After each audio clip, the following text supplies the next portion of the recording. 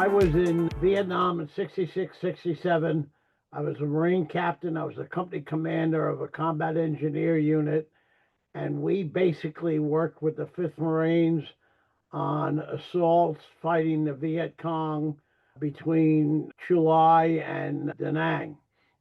I did that for the better part of 8 months, and I broke my leg over there, actually broke my knee, and ended up getting medevaced to Clark and then Guam.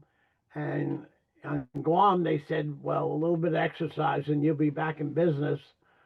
So for 2 months, I drank beer and I did a lot of walking and I dated nurses, and they finally operated and said, you're going back to St. Albans. St. Albans in Brooklyn had hundreds of wounded, and I was a patient there for about 3 months. I was also the Marine liaison at the St. Albans.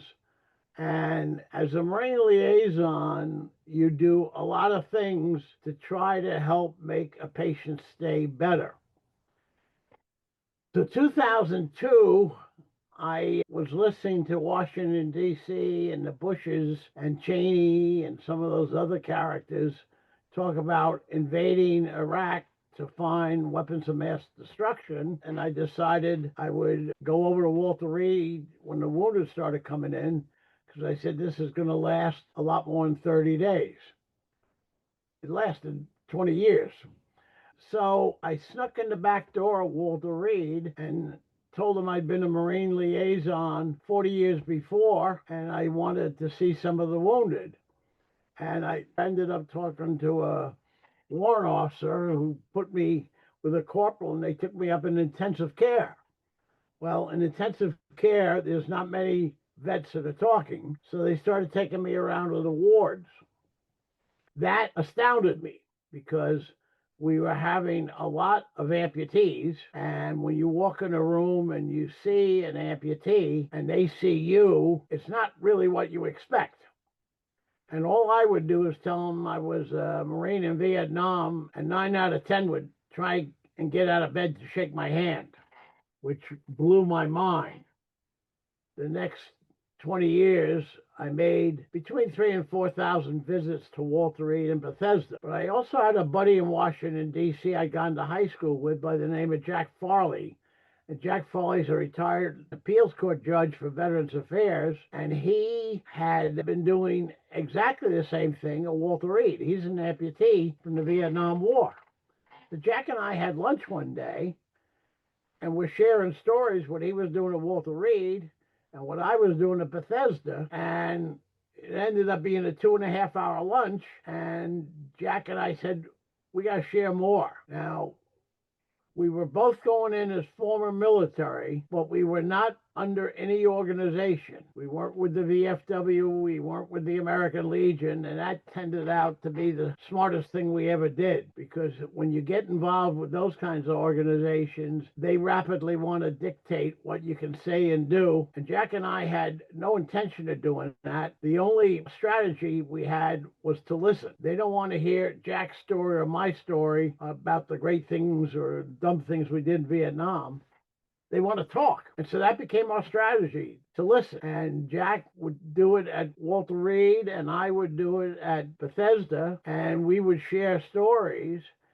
And Jack set up a training program at Walter Reed called peer visiting.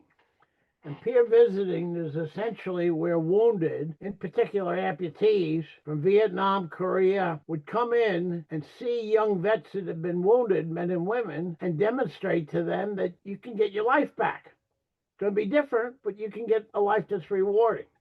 Jack got me as one of the few who wasn't wounded to go through the training to peer visitor.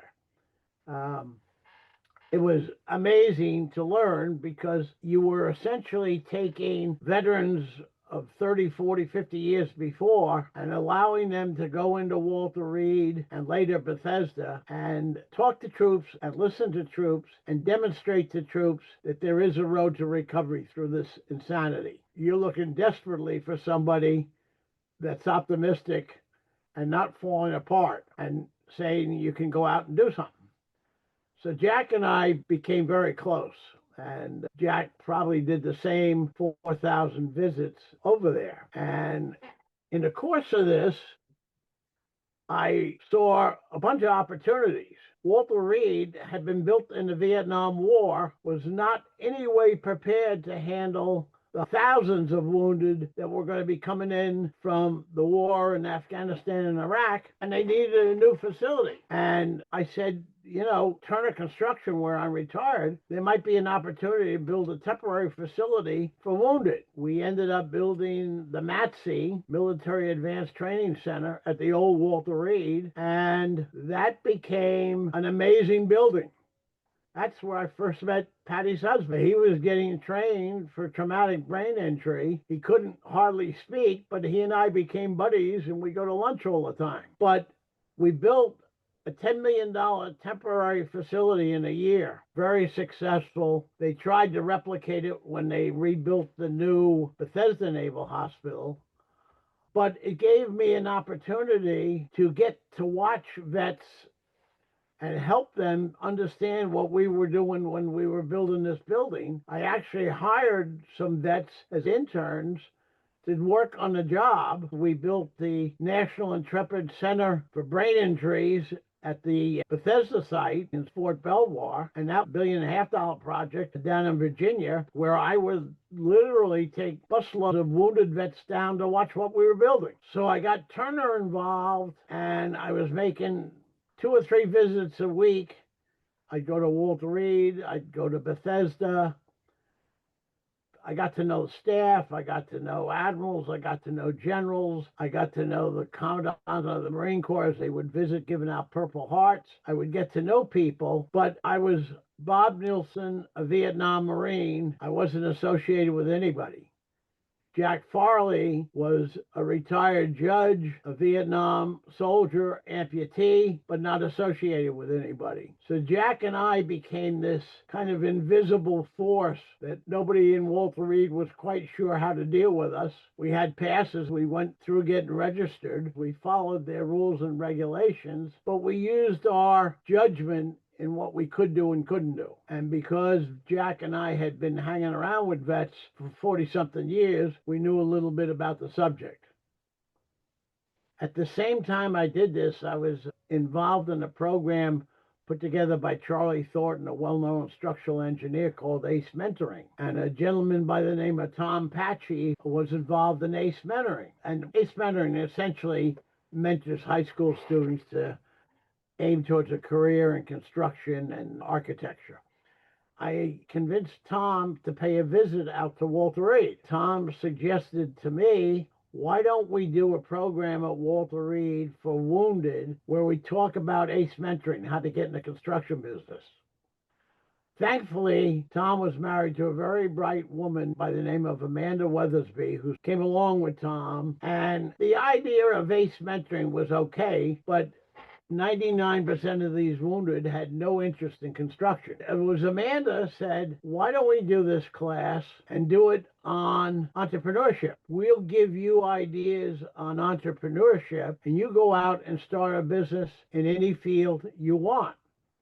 She had been an entrepreneur for a number of years. She had started some businesses. She had started some really successful ones and a couple that were a disaster. And she knew a lot about what to do and what not to do. The other secret item was, if you want to get vets to attend your class, you have food. So we would serve pizzas and sandwiches. Now keep in mind, we were dealing with about 20 wounded at each class. We'd have their therapy dogs. We'd have their caregivers with them. Most were on heavy drugs. A number of them would literally pass out in the middle of eating the pizza with us at lunch. It was the most disorganized educational thing I've ever done.